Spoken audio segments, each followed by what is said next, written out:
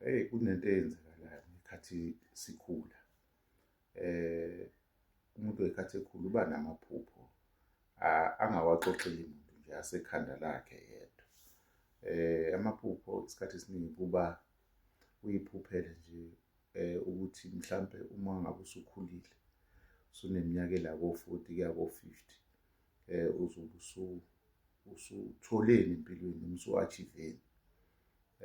Normally-ke kuba umuzi omuhle owaziwa uwena kuphela usekhaya, omuhle umuzi lo, oney'ngane nomkhwenyana, noma nomakoti, ney'ngane ezinhle, mhlampe ney'moto ey'mbili ey'mile egcekeni, nasendaweni enhle ephephile, yabona, okuyimpilo enhle leyo.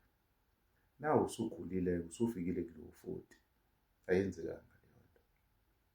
Impilo isacishe ifane nangalesi khathi usawumntwana, still usa-struggle-isha. Kodwa futhi lelo phupho alipheli la ekhanda, alidluli, lisakhona.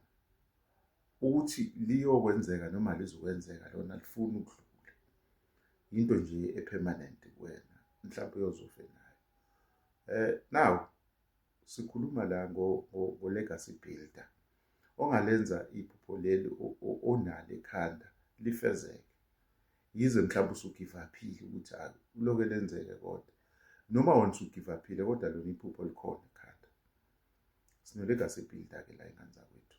Wena nje ofanele ukwenze ukuhlala la eduze kwami ngekhathi mina ngikuxoxela, ngikuthatha u-step by step, nendlela eya kuyona ukuthi uya kanjani. Kufanele ukwenze nje ukufolowa leli page leli lika-Star Sami, and mhlampe uyishare le video namanye amalunga akho omndeni nabangani, okungenani abawu-10. Ukhona nizoyisherisha le information ukuthi hayi bo, nayi i-idea entsha iqhamuka.